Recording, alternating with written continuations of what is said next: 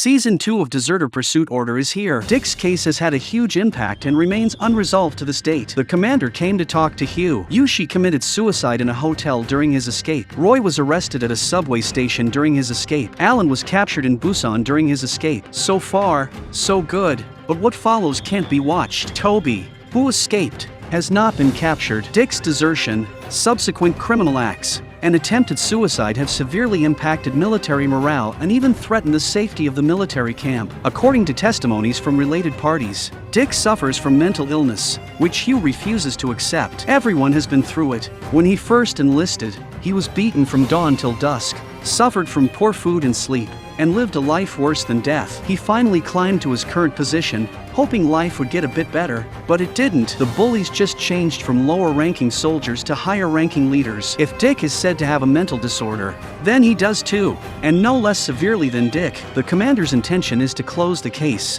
and his attitude is confrontational, which is bound to provoke the commander. The room was suddenly filled with tension until Neil burst in, breaking the stalemate. He then privately advised Hugh not to be too stubborn and to close Dick's case for the good of everyone, even if not for himself, but for Andy and Howley, who are currently in difficult positions themselves. Those two young fellows could hardly be worse off. Andy's life is indeed tough. He is running errands for leaders and being bullied by his dorm mates, disliked wherever he goes. Anyone dares to point fingers at him. In contrast, Howley is smarter. As soon as Dick's incident occurred, he claimed illness and hid in the hospital, unreachable by the leaders. Out of necessity, a new partner, the honest and simple Ben, was found for Andy. While out on a mission, Andy, as the senior, kept explaining various precautions and techniques for finding people. However, Ben didn't take it to heart. His family had connections, and they paid to place him in the deserter unit. Fearing he would get bored in the barracks and taking the opportunity to get some fresh air while out on duty, he had no interest in catching deserters. What would it achieve anyway? It wouldn't end his service early. And what if a deserter held a grudge and retaliated? Such thankless tasks, who would want to do them? He certainly wouldn't. This made some sense, and Andy didn't insist on anything, but by chance, he overheard Ben making a phone call next door. Pretending to be clueless can indeed fool many people. Having just arrived in the deserter unit, he was ready to teach his foolish partner a lesson, to show how formidable he was. Andy could only sigh helplessly and went to the boiler room to complete his task. While halfway through the repair, he heard some noise outside. Looking through the window, he saw Glasses being bullied. Andy just watched from a distance, without taking any action, but on second thought, staying out of it and ignoring the wrongdoing only perpetuates the harmful culture. The breakdown of the victims is not only the assailant's fault. Bystanders also bear some blame. He mustered the courage to confront the bullies, which only resulted in a beating and scolding for him. However, he had decided not to remain silent anymore and naturally fought back. He had no other intention but to warn them not to bully others in the future. This scene was witnessed by Ben, who was on duty. He walked up to Ben and handed him over for arrest, not to arrest him, but the two behind him. Meanwhile, after careful consideration, Hugh decided to yield to the malevolent powers and close the case, stating Dick had mental issues. Just as he finished signing, an alarm sounded. A shooting incident occurred in the 18th Armored Brigade, and it was quite severe. The moment Hugh saw the criminal's information, he was unsettled. The so-called shooting incident was the desperate counterattack of Will at the end of last season, his barrage of bullets expressing his anger and the injustice of the world. The next morning, Andy was punished at the training ground. Ben hadn't spoken up for him last night, turning him into a criminal for insubordination. Just back in the dormitory, Glasses brought news that an armed deserter needed to be pursued. Armed meant carrying a gun, which terrified Ben. He didn't want to chase even ordinary deserters, let alone armed ones. Glasses asked Ben to step aside, as he had a few words to say to Andy alone. Andy had stood up for him last night, but he wasn't there to express gratitude, because such acts don't solve or prevent the issue completely. Moreover,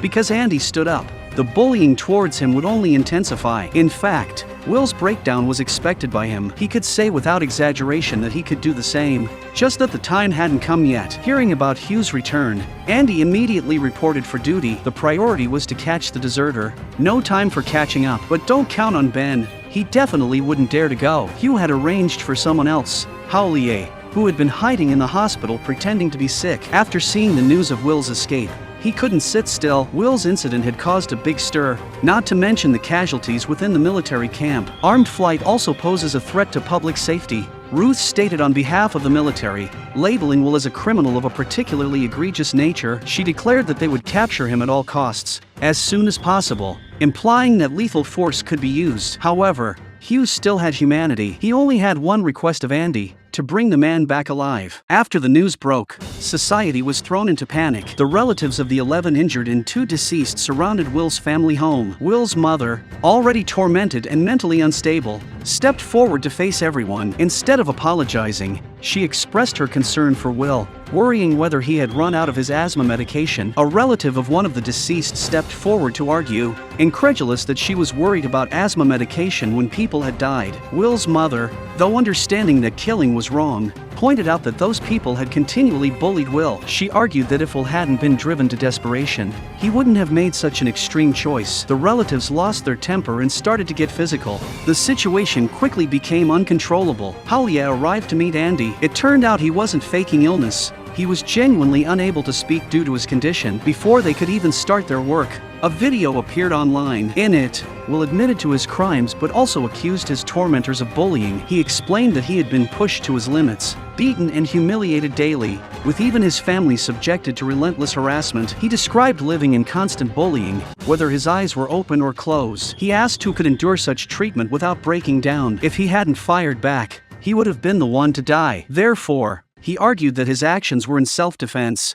not wanton murder. Upon seeing the video, Will's mother fainted. Meanwhile, Will completely broke down, declaring that he wouldn't just wait to be killed. Considering how far things had already gone, he saw no harm in killing a few more. The video shifted public pressure onto the military. Fortunately, the commander was prepared and planned to release some information to regain public favor. Suddenly, there was an urgent meeting. In his haste, the commander forgot to unplug a USB drive. Outside, Hugh and Neil sensed something amiss. Why would the commander return to his office at such a crucial time? They sneaked in and discovered encrypted files on the computer. Before they could try any passwords, the commander returned unexpectedly, making the situation awkward. Neil, deciding to break the ice, directly demanded the password and threatened violence if necessary. Surprisingly, the commander was a formidable opponent and quickly subdued both men. He then took their phones, unplugged the USB drive, locked the door, and went upstairs for the meeting, which focused on how to capture Will. The discarded gun had already been found, but Ruth's intention was still to show no mercy. Ruth stated, choosing not to reveal the gun incident to the media. It turns out, Ruth had another identity. She was Neil's ex-wife. The meeting was interrupted when their daughter called, saying her father needed help and asked her to open the door. It was then revealed that Neil had 2 mobile phones, and she discovered what the 2 men had been up to. However, she could turn a blind eye, provided that they stayed out of Will's case. She had already set a trap for Will, making the 2 men curious about what she had planned. It was actually quite simple: to release footage of Will's mother being attacked. Ruth knew that Will wouldn't be able to withstand seeing that and would eventually come back. Neil couldn't believe that his former baby could be so despicable. It was certain that Will would return in a state of fury, and his fate was predictable. Hugh had a suggestion. Having previously interacted with Will, he proposed trying to communicate with him to resolve the situation peacefully. However, Ruth was resolute and rejected any advice. To prevent the 2 men from interfering with her plans, she had the military police guard the door to keep them inside. Fortunately, they did not confiscate their mobile phones, giving them a chance to turn the situation around. Soon, a large force gathered, surrounding Will's house so tightly that even snipers were deployed. Andy and Halia were there, and before they could understand the situation, Halia felt unwell. Andy helped him to the car, and through the radio, instructions were given for all personnel to take their positions and wait for the command to fire. The plan was to first secure Will's mother, as having a hostage would make it easier to handle the situation. However, Will suddenly charged in, not only with hostages but also with grenades. The person in charge took Will's mother and left. Will, seeing his former comrades pointing guns at him, completely broke down and shouted 3 words in anger: "Why?" Meanwhile, Ruth received updates and reported the situation to her superiors, who told her to handle it herself, clearly trying to avoid responsibility. As Ruth hesitated, Neil gave her a push, hoping she would make the right decision and not have regrets. On the other side, as Will became increasingly out of control, Andy stepped forward to persuade him to release the hostages, arguing that the hostages were innocent and unrelated to the matter. This struck a nerve with Will, who retorted, So the hostages are innocent and I am guilty? Andy quickly clarified that it wasn't about his guilt but about his life and death. Continuing this way would only lead to a dead end, but Will knew this well. If he were afraid of dying, he wouldn't have come. The hostages took the opportunity to escape while he was distracted. With no more play left, and as Will neared collapse, Hawlia was reminded of Dick, foreseeing that the fate of these close brothers was perhaps already sealed. At the critical moment, Hugh called Hawlia and issued a life-saving order. No matter what, they had to rescue Will. He slowly got out of the car, avoiding the noisy crowd, and circled around to the back to start a live broadcast. At this point, he couldn't pretend to be sick anymore. He directly reminded Will that as long as the broadcast was live, they would not dare to shoot. Next, it was Andy's turn to act. He rushed over to Hawlia's side and tightly guarded the door, but this was no big deal for the military. They had already ordered the temporary shutdown of nearby signal towers. The moment the live broadcast stopped, it would be the end for Will. This move was something Hawlia hadn't anticipated. The broadcast was interrupted, and the two were controlled. Ruth also arrived at the scene with her team. Now, all that was left was an order to fire. After a slight hesitation, Ruth had the snipers ready. Will also realized the dire situation and was prepared to die together with his adversaries. Before the command to fire could be uttered, Will's mother charged over. The scene suddenly quieted down. She slowly walked towards Will, separated his tightly clenched hands from the grenade pins, and embraced Will, crying bitterly. Although it was a grand reunion, it was not what the superiors wanted to see. While cursing Ruth for her incompetence, they approached and put on a show, promising that Will would be treated fairly. Later, the commander went to accept responsibility. He planned to make Ruth the scapegoat and simultaneously punish a few guys from the deserter group. The superiors slammed a book on his head, questioning the necessity of any scapegoating or punishment. They couldn't understand the focus of their actions, stating that not only should there be no punishment, but there should also be rewards. They wanted the outside world to know that the military was fair and just, and they could no longer target Will. It was essential to keep Will alive for trial, or else public opinion would crush the military. Soon after, Hawlia and Andy were commended, much to the leadership's delight. They were both called sons and embraced, leaving them bewildered. Hugh hadn't expected this outcome. He thought they would end up in military prison, but instead, they were commended. However, this was also within reason, as it ended the matter with mutual praise to avoid dragging in larger issues. Just as they walked out of Hugh's office, the two received another mission. This time, the deserter was named Myron. Hawlia had some history with him. 10 months ago,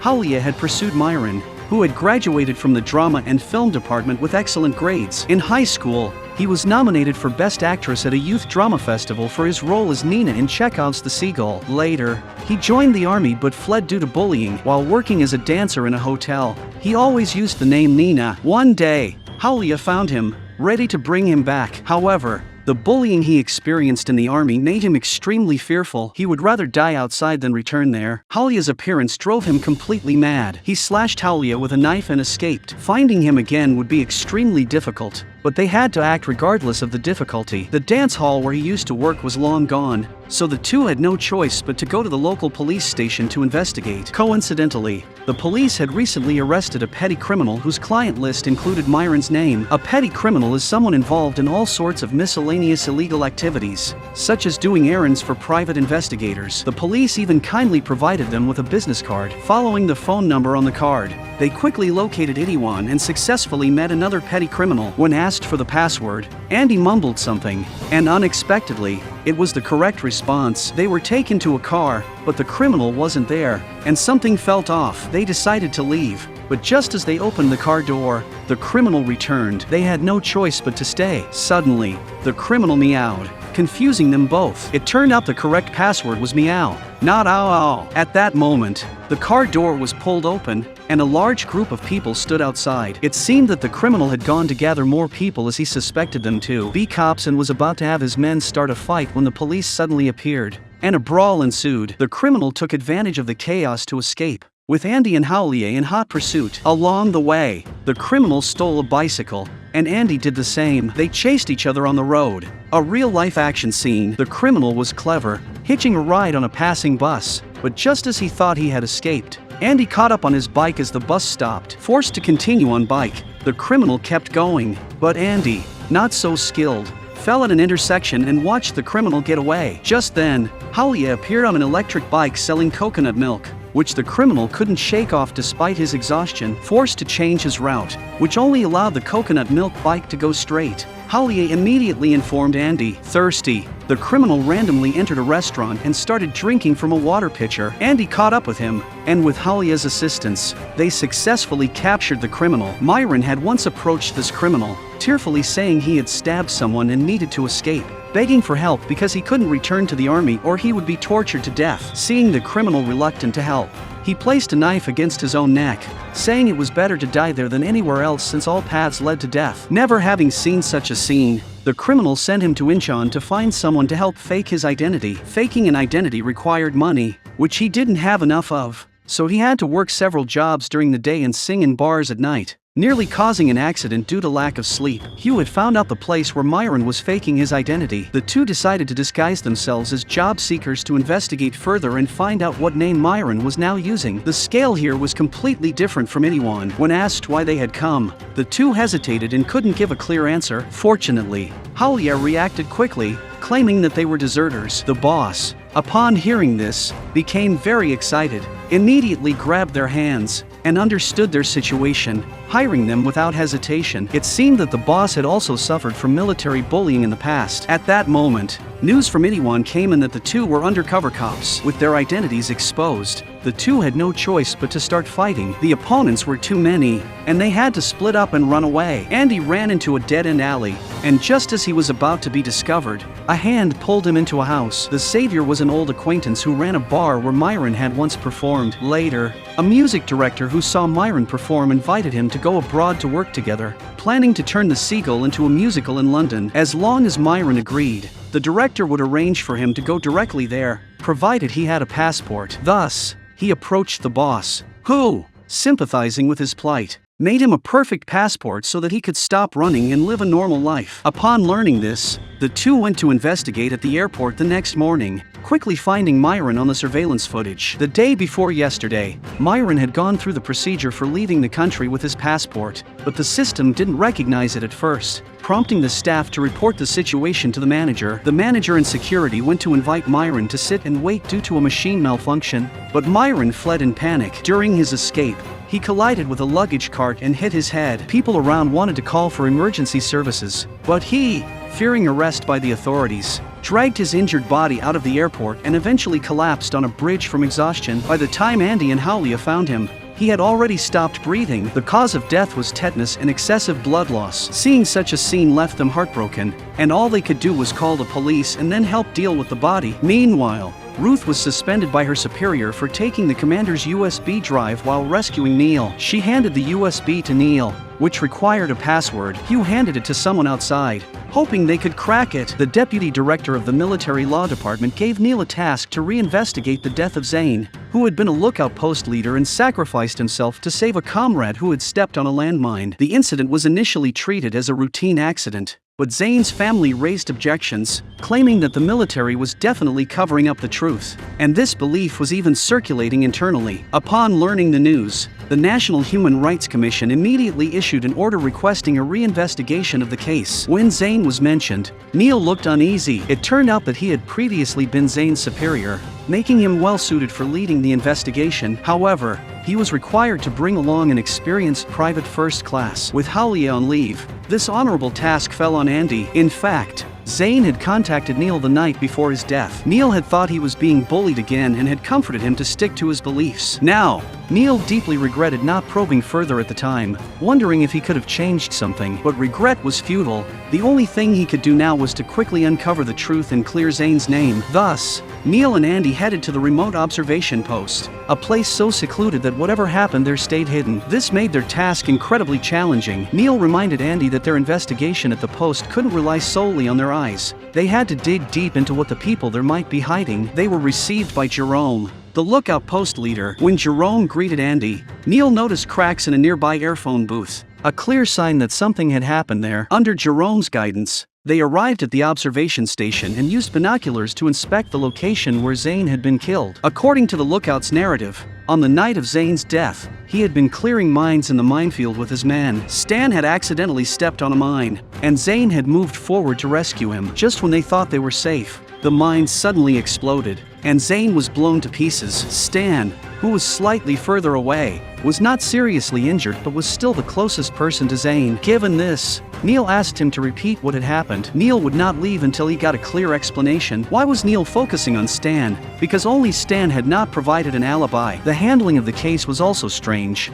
Less than a week after Zane's death, the Military Awards Office had declared him a meritorious soldier without conducting an autopsy or an investigation. This meant that the people at the lookout were trying to cover up the truth and hastily close the case. While they were discussing, a loud noise came from outside, and the room also lost power. Jerome came to check on them, explaining that the noise was from courage training. Regardless, Neil warned him not to create a strange atmosphere as a subordinate and vowed to personally uncover everything, urging Jerome to be careful. Jerome was not afraid. He was on leave the next day and thus did not bid farewell to Neil. Hugh found that a soldier was always opposing an officer. The officer was Zane and the soldier was Stan. This raised a question, since the two were archenemies. Why would Zane save Stan? Was it truly military camaraderie?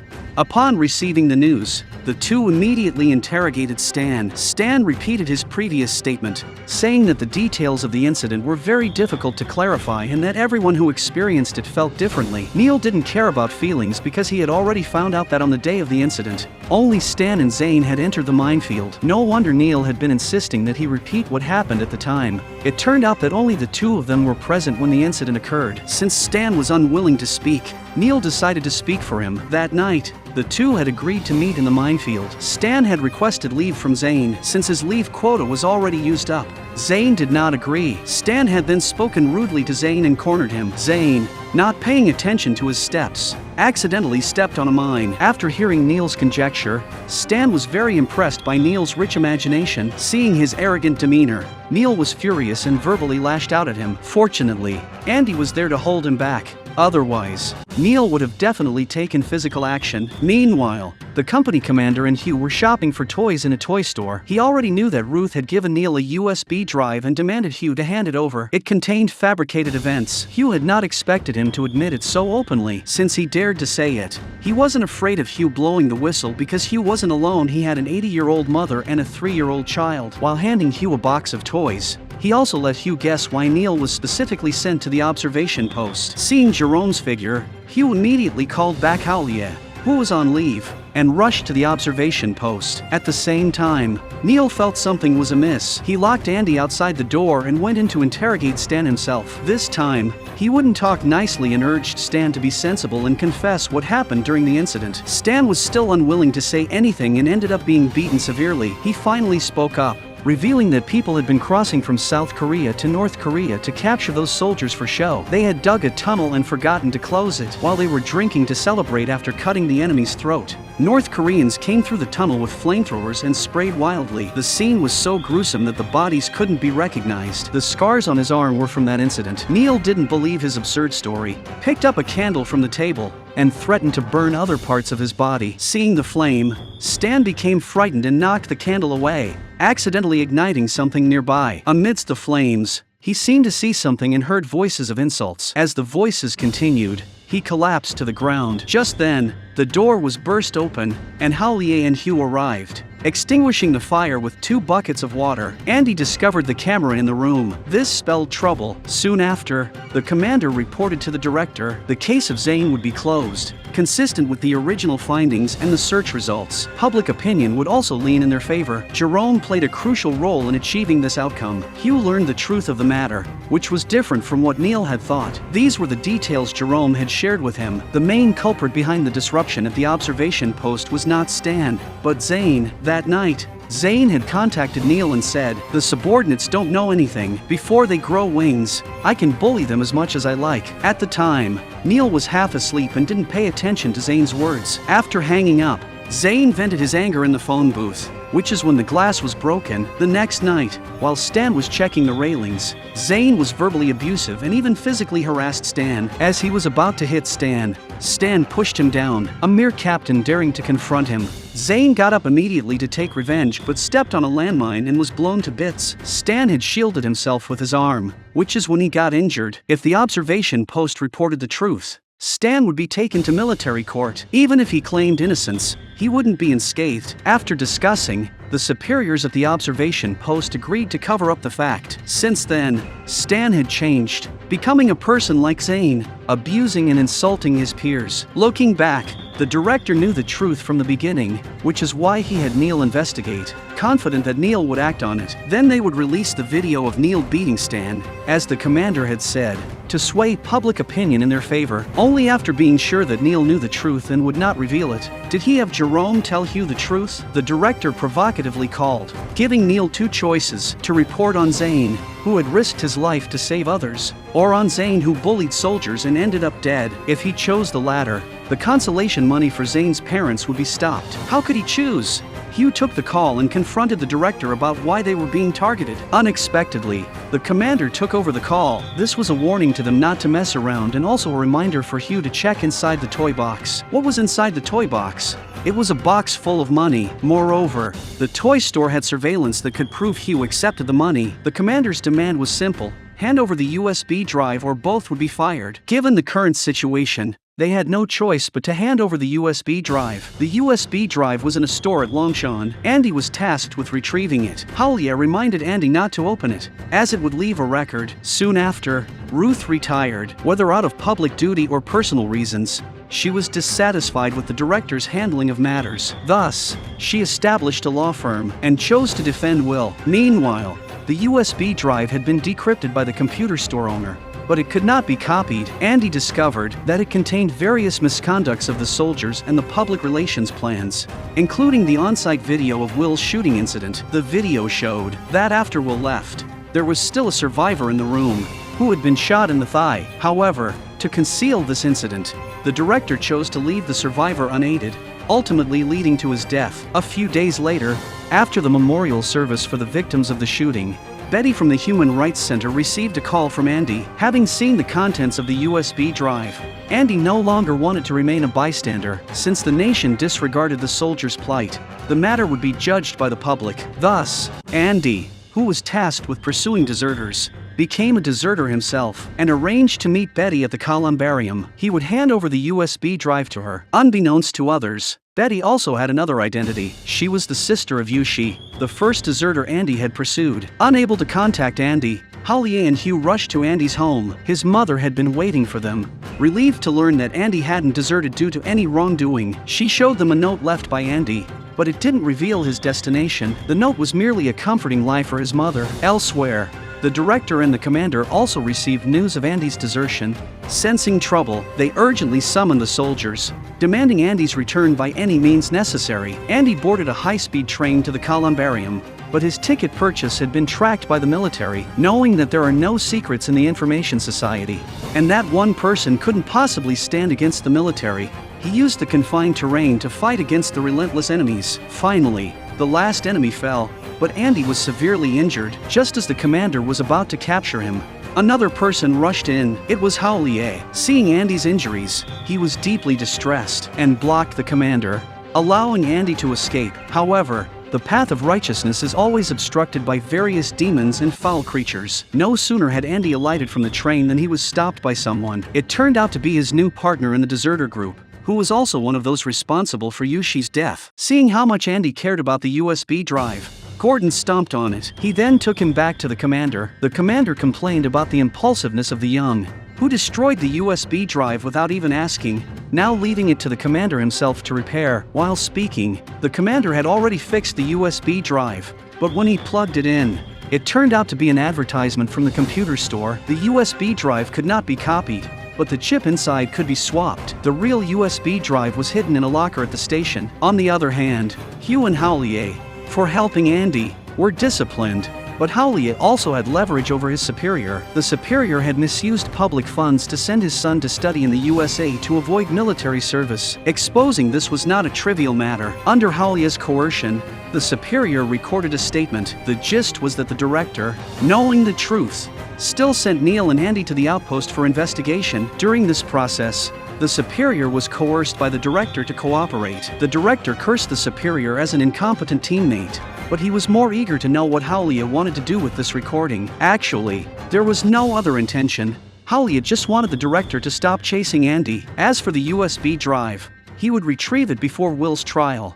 to save his partner's life. He had to stand by the director, acknowledging his own awareness. The director was satisfied and immediately arranged for Gordon to bring Andy back to the office, but Andy was unaware of what was happening, and during the transport, he broke free, resulting in a crashed vehicle and injuries, then fled, which was essentially resisting arrest. Hugh was quite helpless, although he was reluctant to collude with the director and others. For Andy's life, he could only agree to Halia's suggestion, but the trial was to start the next day. In such a short time, how to find Andy in the USB drive? Soon, the trial began, and both sides held their ground. Ruth did not intend to exonerate Will of murder, since killing is killing, an undeniable fact. She only wished the state would take responsibility. Will had fired in self-defense after being abused, but the military management, as supervisors, had turned a blind eye to the bullying. In other words, the military's indifference was one of the motives for Will's killing. The director had his say. The shooting was a sudden incident, unforeseeable by the management, so there was no question of negligence. From the situation at the scene, Will's shooting of his colleagues was justifiable, and the bullying was merely a unilateral statement. What if this was just an excuse by Will to escape his guilt? After the incident, the authorities acted swiftly, essentially covering up for Will. If Ruth had only assertions and no evidence, then this trial was nothing but a farce. At this point, Neil stood up. As the camp supervisor, he had been on the front lines, closely involved with these matters. He testified that when the shooting occurred, one soldier did not die immediately at the scene. If properly rescued, he could have survived. However, calling in a medical helicopter required approval from headquarters, which turned a blind eye. During this time, they could only watch helplessly as the soldier struggled for an hour and a half before dying. With these words, the military was pushed into the limelight. Meanwhile, Halia found Andy, but as the two argued over the ownership of the USB drive, Gordon appeared. With enemies meeting, there was nothing good to say, and they started fighting right away. Halia, not concerned about the USB drive at the moment, quickly stepped forward to help his good brother. After a struggle, Gordon was knocked out. Halia then resumed asking about the USB drive, but Andy said it wasn't with him. It turned out he had called Hugh previously, and unexpectedly, Betty was also there. Hugh had a plan. On the day of the trial, Ruth and Neil would stall for time while Andy and Betty would distract Gordon and the commander. Then Hugh would bring the USB to the court. At this moment, Hugh had already entered the courtroom and handed the USB drive to the judge. The commander, wanting to intervene, found himself powerless. After reviewing the contents of the USB drive, the judge made a decision, agreeing to the plaintiff's claim against the National Military Prosecution Service. Ruth gave a relieved smile. Finally, there was a good outcome. However, the judge then shifted his tone, acknowledging only part of the case handled this way, with other cases still pending further discussion. This could drag on indefinitely. Thus, after so much back and forth, it could only be seen as a draw. The director's retaliation was swift, arresting Hugh immediately on suspicion of leaking confidential documents and violating national security laws. Hugh, anticipating this, calmly offered his hands. By the time Halia and Andy arrived, the trial had ended, and they met Hugh being escorted away. Andy felt a deep sense of guilt. It was his own mess, yet Hugh took the fall. Hugh, as if settling his affairs, told them to live well before walking out the door without looking back. Later, they reunited in prison. Andy was confused about the outcome, wondering if they had won or lost. Hugh suggested that perhaps next time they might win. Upon their release from prison, Andy and Halia had to part ways. Halia had retired, and Andy's military status had been transferred to Incheon. This farewell might be an ending, or perhaps a new beginning.